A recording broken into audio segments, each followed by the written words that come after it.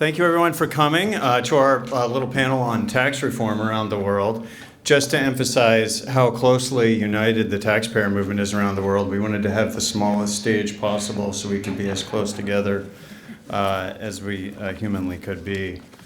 My name is Christopher Butler. I'm Executive Director of Americans for Tax Reform Foundation, which is housed the international projects of Americans for Tax Reform. A lot of people may be a little bit familiar with us. We were started at the request of President Reagan in 1985 in support of what became the Tax Reform Act of 1986. And in furtherance of that, we launched the Taxpayer Protection Pledge, which is still probably our most well-known project, where we asked politicians around the country at the federal and state level to sign a pledge that they will not increase taxes. At the federal level, this pledge includes just income taxes, but that includes both corporate income taxes and individual income taxes. But since the very beginning, we've been really focused on coalition building, both within the United States and increasingly over the last 10 years outside the United States.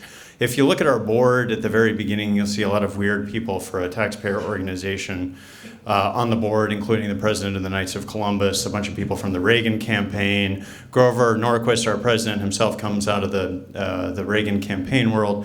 And part of the reason for that is because we were started for the same reason that Barack Obama started organizing for America when he was president, which is to support his own domestic agenda. And Reagan started us for the same reason. The first and biggest project was the Tax Reform Act of 1986, and that's why we're called Americans for Tax Reform. Here you'll see something of a parallel. In October of 1986, we have President Reagan signing the Tax Reform Act of 1986, where we broadened the base and cut the rates. And the U.S. tax code ushered in a great period of American prosperity. And similarly, although because Trump is a much more humble man than President Reagan, we see that he's not signing such a big event. Similarly, the Tax Cuts and Jobs Act of 2017 has ushered in a great period of prosperity. But I really want to emphasize how and why it is that we were able to do this tax reform because of tax competition around the world. And I know Dan has talked about tax competition already and how important it is as a driving force of moderating taxes around the world. But the United States, we are in a particularly bad position with the highest corporate tax rate in the world, essentially, among the OECD nations and among any country that really matters. When you include our local corporate income tax burden at the state level, we are at 38.9%. And perhaps even more importantly, we maintain a worldwide tax system. This trapped a tremendous amount of capital overseas. I'll mention a little bit more about it in a second. But importantly, as you can see, this is as of 2014, so this is kind of the last complete data before we passed our Tax Reform Act in the United States. The blue bars here indicate what corporate income tax rates were around the world in these countries in 2000, and the orange bars indicate what tax rates had moved to by 2014. So you can see that every single country in the OECD had cut corporate tax rates. And now you'll see down here the outliers, Hungary, which already had an extremely advantageous corporate tax rate and actually has cut since then, and Chile, which now has cut their tax rate as well. So the United States was really in a very bad position in comparison to these other countries around the world. And because when you combine our high corporate tax rate with our worldwide tax system, we had a tremendous amount of capital trapped overseas, trillions of dollars. These charts indicate what percentage, the green portion of each pie chart here indicates what percentage of the cash held by these various American companies was stored overseas. Alphabet here is the parent company of Google. Apple, you can see how much capital was trapped overseas. So this was really a tremendous impediment to GDP growth in the United States. So what did we do? Well, we cut taxes by roughly $1.5 trillion in static terms. We had an individual tax cut and simplification that went along with this. This is often not emphasized because the corporate tax piece of it was so much more transformative, frankly. Business tax rates were cut to 21%, sounds familiar, and we moved toward territoriality. Now, we don't have a true territorial system in the United States for a number of reasons, but we did move in that direction in a way that freed a lot of capital to move back to the United States. On the individual side, we reduced statutory tax rates across the board. We doubled the standard deduction, and this is important because it had the effect of moving us more in the direction of a flat tax. Because it's possible to just move towards something where even though you have where you have a wide degree of different deductions and credits, if you just incentivize people to not have to use them, eventually you get to a point where they're irrelevant and you can get rid of them. So on the one side, you have to transform the tax rates into a flatter series of brackets, and on the other side, you need to grow your exemption in order to make deductions and credits irrelevant. Corporate income tax rates, we went from 45% to 21% and eliminated the corporate minimum tax. We greatly expanded business expensing, 100% for 5 years, and as well as bonus depreciation. Two new categories are taxed at a lower rate than 21%, which moved us towards greater territoriality. The immediate impact was we got to keep roughly $1.5 trillion of our own money in the United States, and that's an intrinsic good.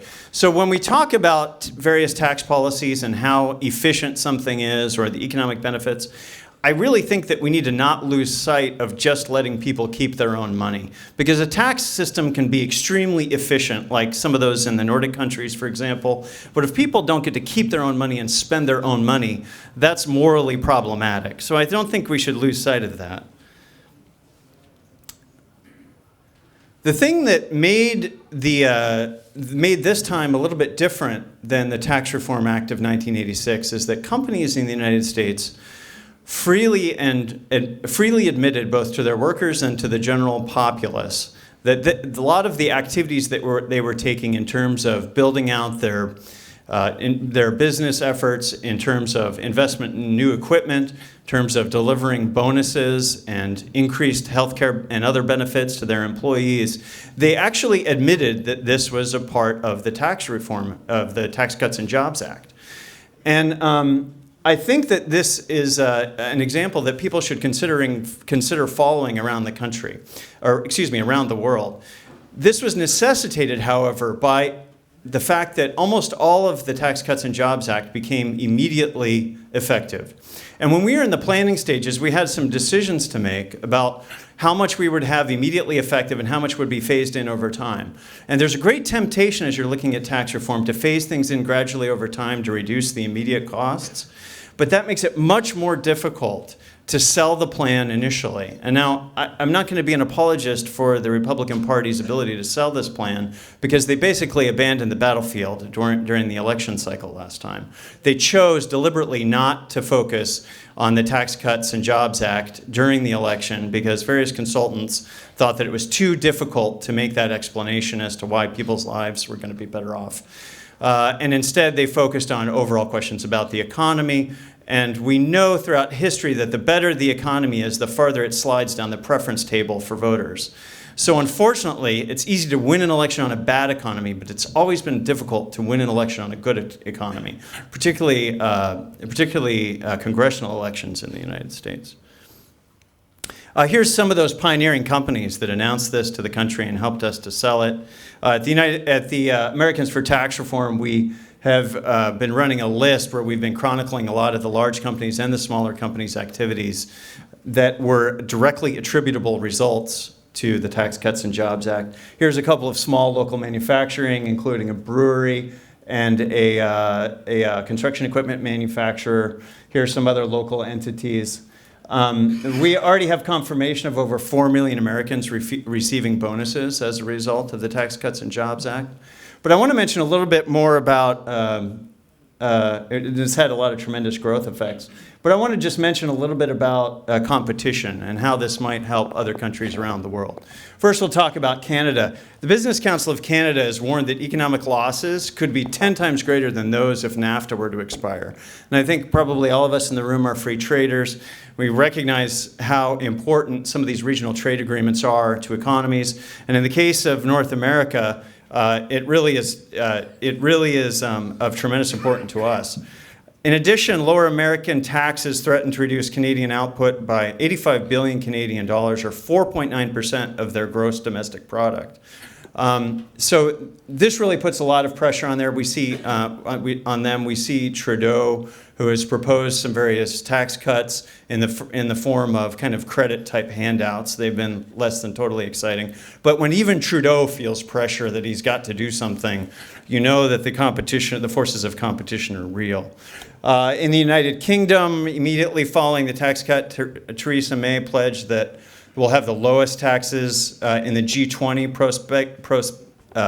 Brexit. And some of the contenders to replace her as PM have already said some really good things, including Dominic Raab pledging to cut tax to the lowest levels in modern history. Unfortunately, he's just focused on income tax, which is really good, a good thing to do, but he also needs to be focused on business taxes as well, which Boris Johnson actually is, in addition to everything else. And I think, from what I see, he looks like the most likely successor here.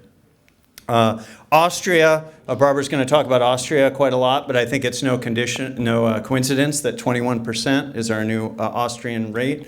That, of course, is what the United States moved to in terms of our corporate tax rate, and should be the absolute maximum that OECD and Western nations should be looking at in terms of corporate tax rates.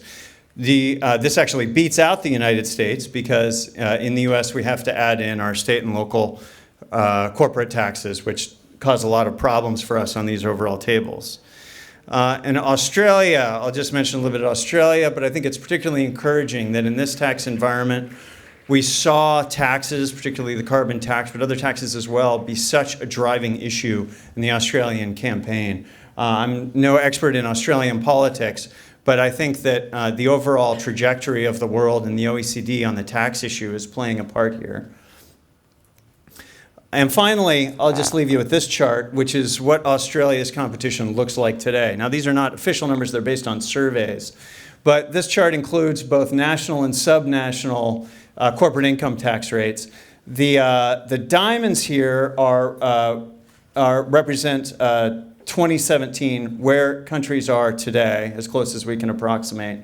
And then, in 2017, 2018 is the bar. So that the bar is where we are today. The circles are where we are in 2000. So you can see what the trend lines are like here, and how difficult it's going to be for countries to move out of this comfort zone that people are starting to settle in.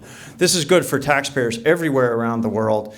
And I just want to emphasize that if it weren't for these forces moving, the United States never would have been able to pass the Tax Cuts and Jobs Act. I mean, we've been talking about how high corporate tax rates are in the United States for forever, and the fact that all corporate tax rates are actually income taxes are actually double taxation. But it took the rest of the world moving forward and American companies breathing down our neck over the punitive rates that we have in the U.S. for us to be able to do something. So with that, I will turn it over to our other guests. I think we'll just go with in order of approximate location to the podium.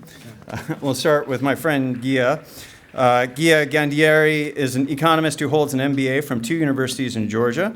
He's previously worked at the State Audit Office, the Central Election Commission, the Parliament of Georgia, and the Anti-Corruption Agency.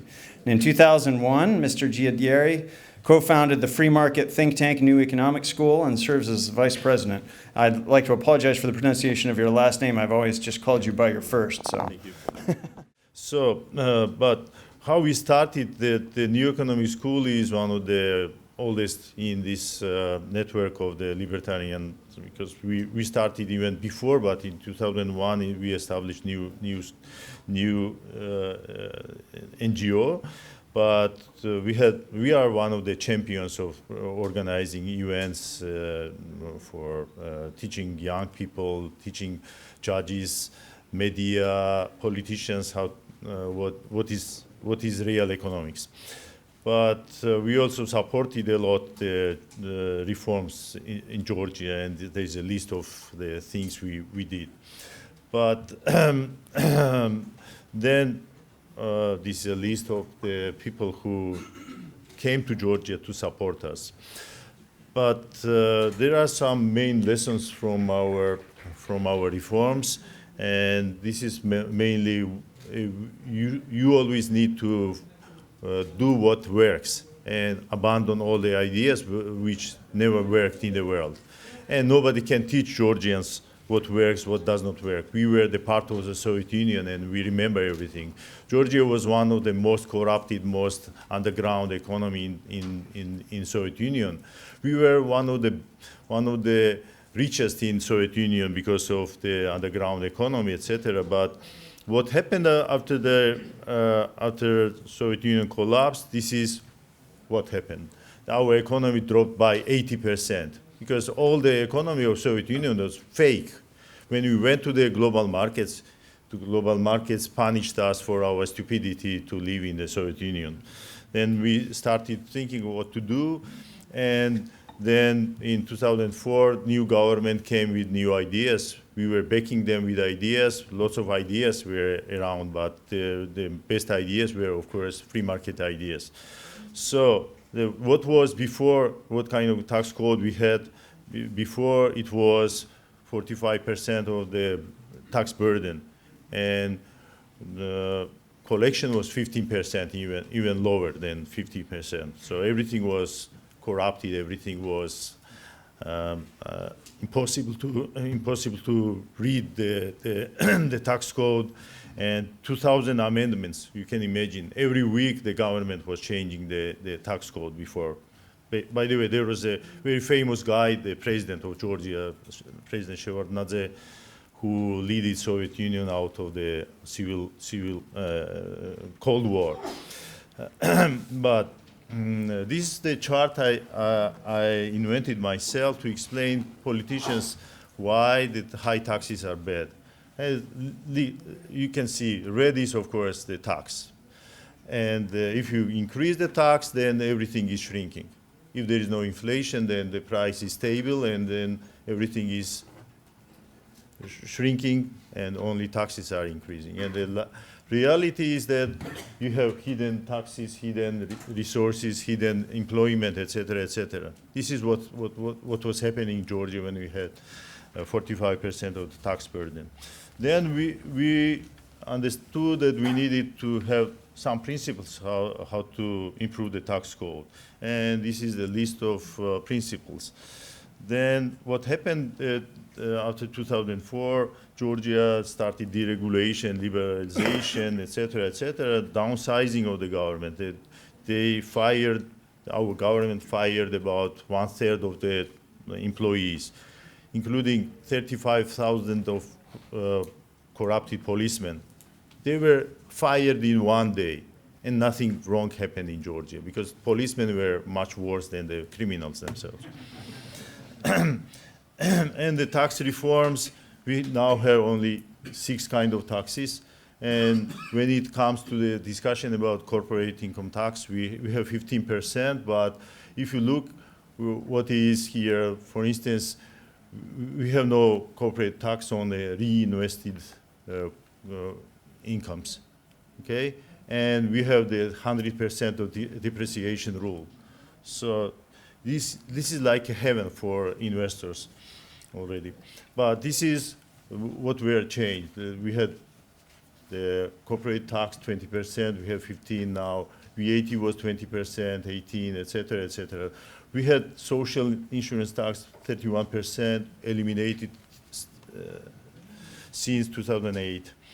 And one of the best things to be proud that you are Georgian, we have the Economic Liberty Act, which is the part of the Constitution, which is prohibiting to introduce new taxes or increase tax rates without referendum, nationwide public referendum. And also that the third line, that public spending should not be higher than 30% of the GDP. And what happened after the tax cuts? You see, all politicians are always afraid of the tax cuts, and this is the reality of Georgia. When we started the reforms, the tax revenues unfortunately started skyrocketing. And this is the increase of tax revenues in total since the reforms. And we are now championing in economic freedom, 7th place in the world, and doing business sixth place. We were 132nd in the Transparency International. We are 42nd. We are far ahead of many European nations already. And GDP increased more than 3 times. And this is in Georgian. Sorry for. So the 10 times increase of the deposits in the banks, and 5 times increase of salaries, et cetera, et cetera. This is the chart of the salaries. And one of the best things to show how successful were the reforms. We were spending 9% of our public expenditures on the repaying for the foreign debts. It dropped down by 7% during the 3-4 years of the reforms. You cannot call this more than this was very successful. And these were the real engines of the success. The success was that people started living much better, of course. And but if I say correctly, there are still many problems in my country. But if you look here, what is the importance of the tax problems is on the bottom, and you see corruption is also on the bottom. There are some problems which are different problems, like the discipline in the labor market, etc. But it's something different.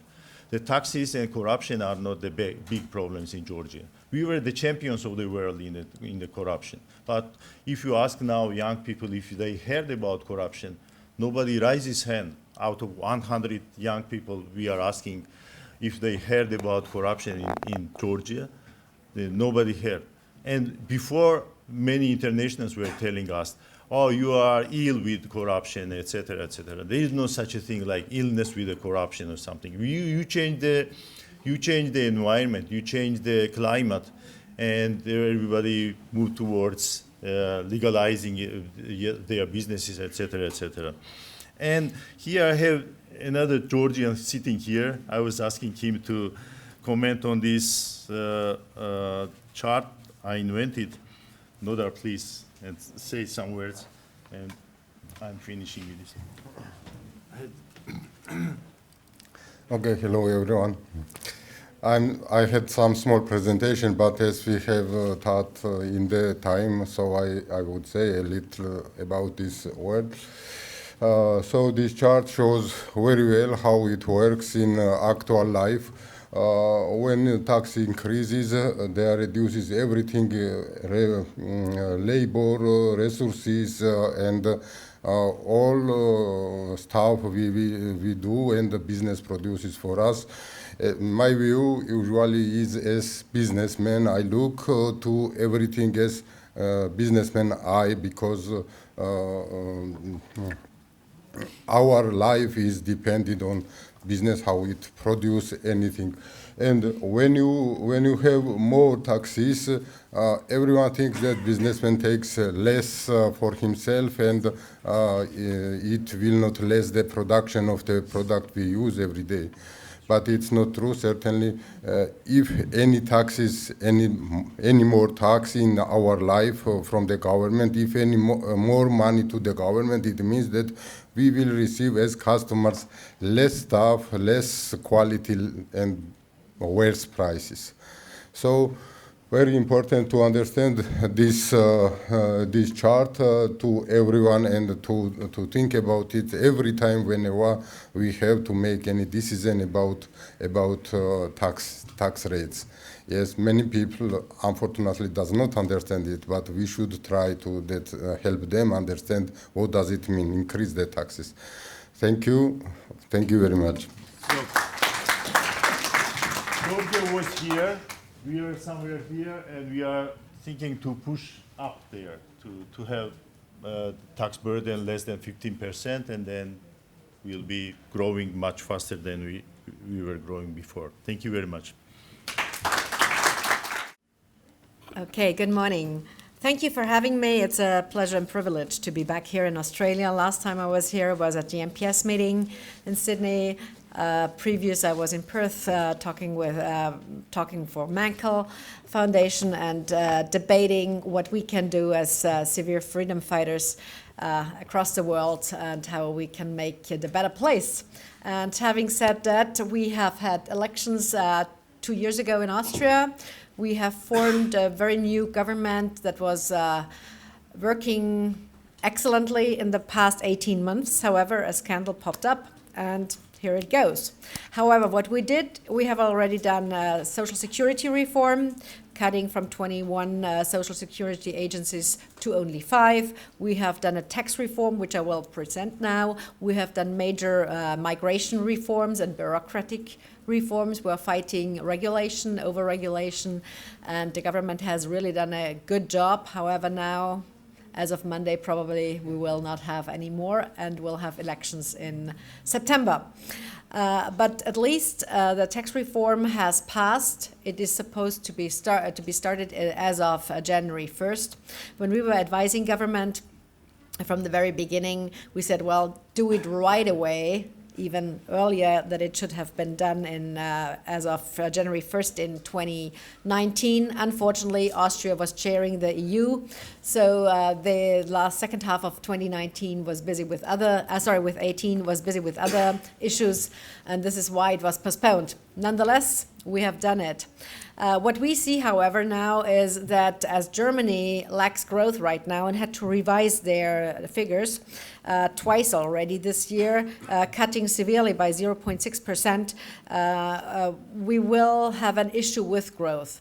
However, our growth numbers still look good. After all, politics and also economics is psychology. And entrepreneurs react to incentives. We have created the right incentives in Austria, and this tax reform definitely reduces the burden and not only of the lowest level income holders in Austria, but also of enterprises. And the public debt level will come down to below 60%, which is the first time of Austria's since it has been a member of the European Union, which is very positive. One thing that I have to say right away, and that I'm sorry that has not happened yet, is the unburden,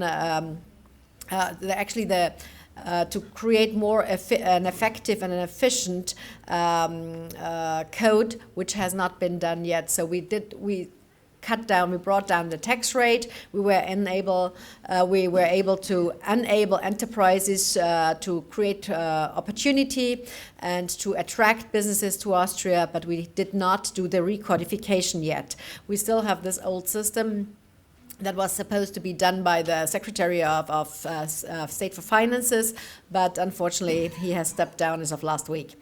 Nonetheless, which are the most harmful to growth? I mean, this is according to the OECD, and Dan Mitchell has said a couple of those things yesterday already and has constantly been preaching about that, as we all do together.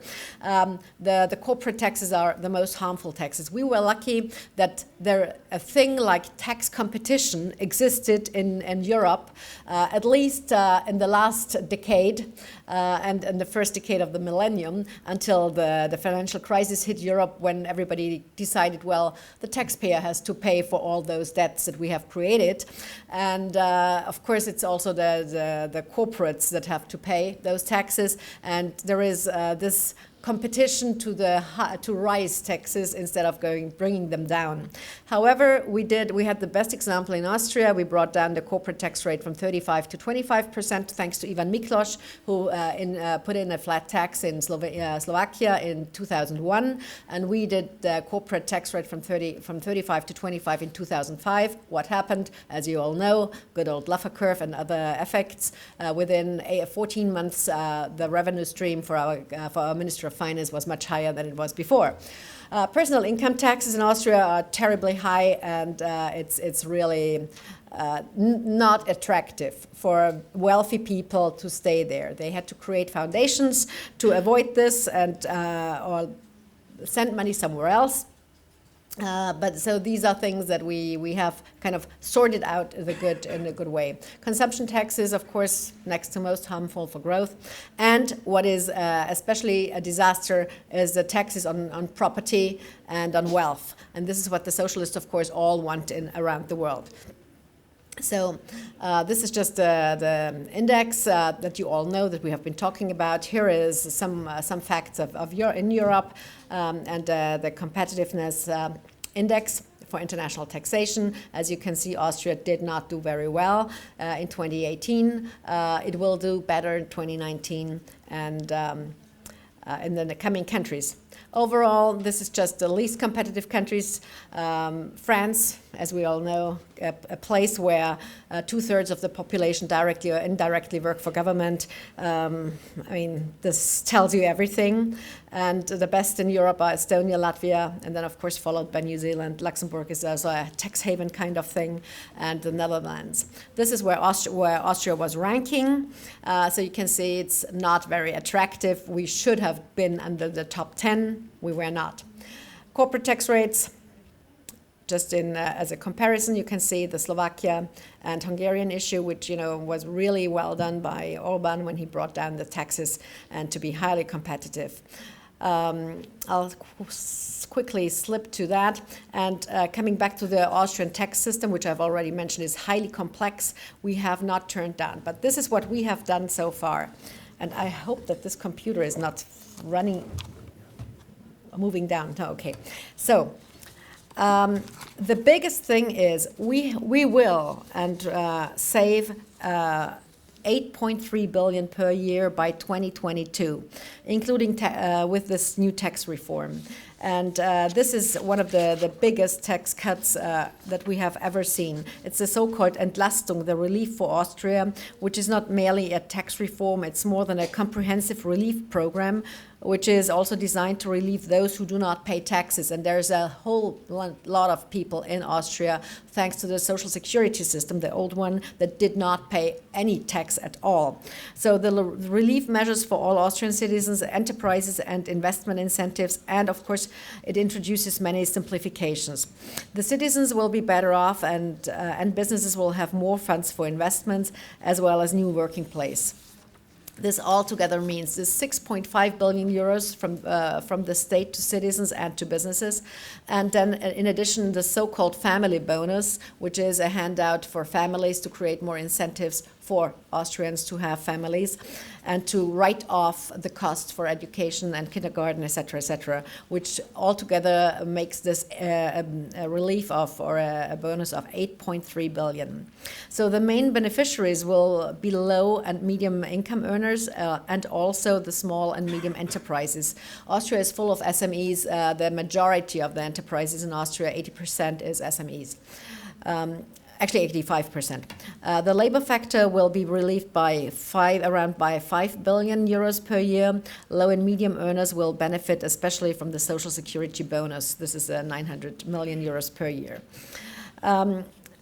Of course, this is not only for the lowering taxes, but it's also the social security contributions that we need to address and that have been addressed. And because we want to create opportunity, we want to create employment. And it was difficult in Austria for small and medium-sized enterprises to create jobs. Because when you pay twice as much as your employee gets as an income, then you're off. We don't only have the 13th and the 14th salary that you pay, where you don't have any incentive as an entrepreneur, but only the employee gets this money. So what is also important, the social security contributions are disproportionately high, just as I said before. And this is why also the tax burden is very high in contrast with the rest of the EU. It's over 41.8%. And at the start of this term, it was the sixth of the 18 months actually that they did. It was the sixth highest rate in the world. Imagine. So I'll quickly slip through the slides what we have seen. So the changes in personal income taxes, these are the new brackets. This was a previous, which was as for for a mid-income earner, there were no incentives to work hard, as a matter of fact. Then the next thing, here you can see the changes in personal income tax rates for each brackets. This was reduced, however, the negative thing is for the real wealthy individuals, they still kept the income tax at very high. However, looking back here, it's only 440 people in all of Austria who have more than 1 million plus above. And the majority is the people between 31,000, between 18 and 31,000, which is 2 million people who actually are the ones who have been relieved, at least for 5%, which is something. But this is the steps that are being taken into account.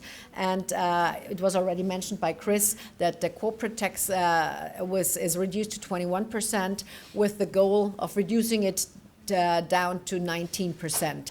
We actually had huge debates during the creation of this, or the calculation of this new tax code to make it more competitive, and we did not succeed in that, unfortunately. Lastly, measures to offset the loss in tax revenue. This is the positive thing about the entire thing, new tax system is that it will not, that we will not do it on behalf of financing it with new other taxes and new other payments. That was the trick that all the other socialist governments have done in the past, but that we will really create it via growth and spending cuts. We have already done the first double budget in the first year. Which cut 2.3 billion linear, and this was the first time that taxes have been cut in Austria, or actually expenses have been cut. Lastly, as I mentioned, the corporate tax rate that will be going down. Next thing that we need to address are the consumption taxes, and of course avoid new burdensome taxes. Here I have a negative note that unfortunately Austria was creating this new digital tax. It's not as bad as the one that we were debating on the EU level, but still it's a tax, and we will have to fight against that. Other than that, it's been we can only hope that the new government, or that the government that will be elected in September, continues this path of reform. It's definitely a relief for enterprises, and we can see the first results by enterprises and by investments coming into the country, flowing into the country, and by competing with our surrounding in the EU. Thank you. And by the way, there is a conference that we host, that I have the privilege to host at the Central Bank on Austrian economics in November. So please come to Vienna and discuss with us these issues. So let's take a little bit of a different approach to the others, because rather than fighting for a tax reform, this is about a defensive campaign we did earlier, actually over the last couple of years. Really a once-in-a-generation type fending off of a persistent attempts by the left in New Zealand over many decades to introduce a capital gains tax. So firstly, really quickly about the... Thanks Matt. Much obliged. Hang on, that'll fall off there.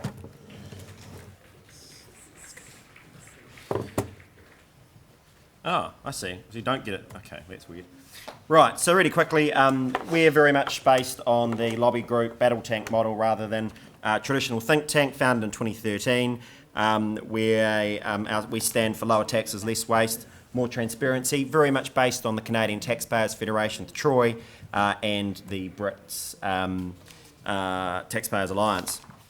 So, New Zealand is unusual in that we don't have a capital gains tax, and that's one of the key reasons we think that we persistently do very well in these damn indexes you guys come up with that are very unhelpful indeed when we're trying to suggest ways to improve the New Zealand tax system.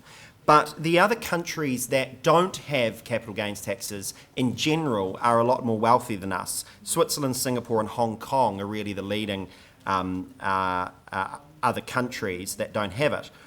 The latest OECD figures on productivity data, when adjusted for hours worked, now put New Zealand behind Lithuania, Slovakia, Turkey and Slovenia. So from our point of view, this tax advantage around capital is very important indeed, because in my lifetime, the real outlier or the real problem New Zealand has in its economy is not enough capital investment. So to introduce a capital gains tax would be certainly shooting ourselves in the foot. Now, to give you a bit of context, what happened was now Prime Minister Jacinda Ardern took over the Labour Party leadership just prior to the 2017 election. It was a bit of a hangover from the last two previous elections where the Labour Party had been smashed for proposals to introduce a capital gains tax. What Jacinda Ardern did is she parked it and said, look, we're going to get an expert advisory panel once we're elected to kick the tyres on the tax system and come up with proposals, and that really prevented the then national-led government, the Conservatives, from belting Labor as they had in previous elections around scaremongering around a capital gains tax.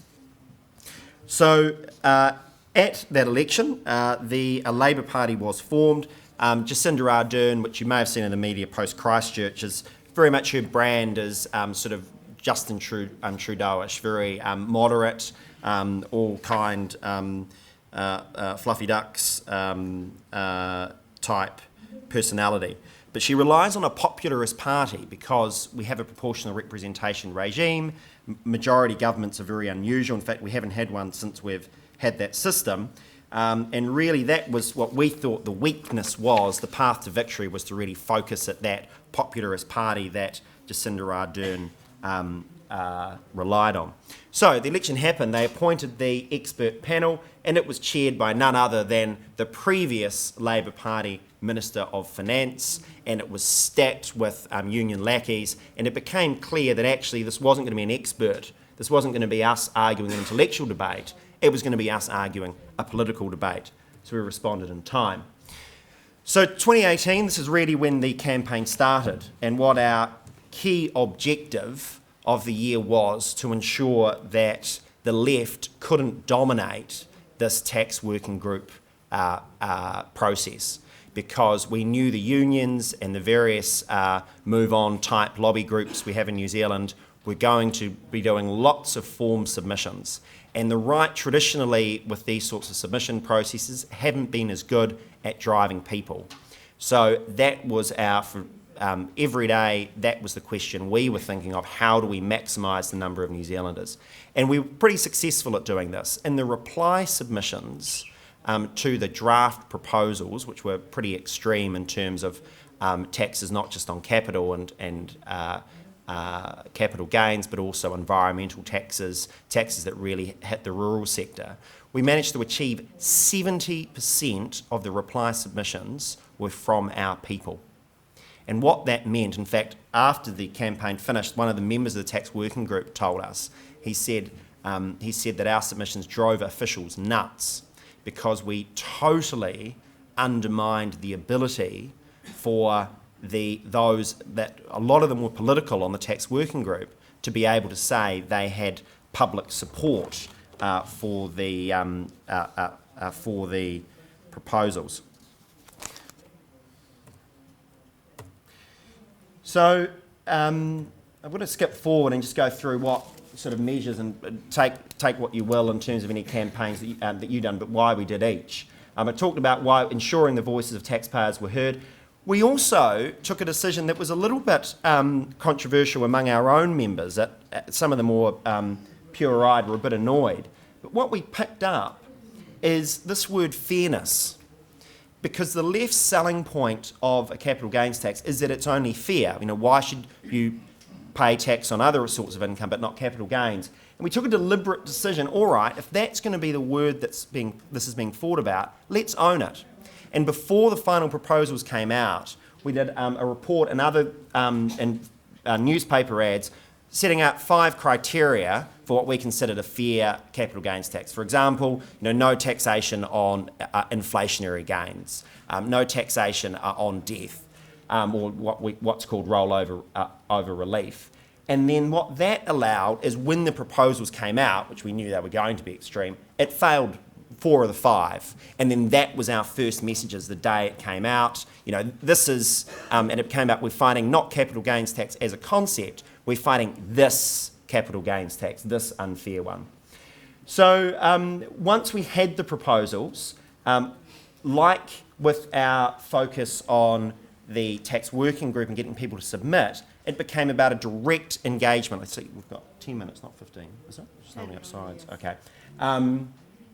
Direct engagement with the Prime Minister and the Deputy Prime Minister, that chap I mentioned who held the balance of power, that popularist party. And we were a little bit, the events in Christchurch stuffed up our timeline a little bit because it happened 72 hours beforehand. But what we did is we had an online tool, accesstax.nz, that allowed people to send. We had provided templates and drop-down menus, but people could also edit them and tell their own stories. And what the rest of the campaign really was about was engaging with those people and with those individual stories. So, for example, when we saw good ones, we asked them to do, just on their iPhone, little videos that we packaged up. And we found this chap down here who owned a painting store. One of our major media outlets asked us for members and stories. He was the lead item around polling on this issue, and that was because he'd used our tool and we'd identified him. We also added to the debate by doing for example, that 2/3 of the revenue over the first 10 years, according to our Treasury's own predictions, or the advice the tax working group was getting, was actually simply inflationary gains, which tied into our fairness component. What we also did is identified those people most affected. So again, driving it back to that direct engagement and also list building, because our plan was an 18-month campaign out to the next election, was every property owner larger than 4,500 square metres for their residential property would be affected by the tax, because while there was a personal family home exception, if you were larger than that, you weren't. So we did direct mail with petition cards for that. I want to quickly, we talked yesterday about the coalition meetings. We found that was very useful for this sort of campaign because there were a lot of opponents, but what we did is we monitored media, and anyone that was against the proposals we invited into our fortnightly campaign. We called them capital gains tax forums, but they've effectively now turned into centre-right coalition meetings. The best day we had was ironically the day the capital gains tax supporters launched their campaign, because they stupidly said they had been supported by a taxpayer-funded outfit, and we naturally asked, this is actually a taxpayer-funded campaign, which drove it well.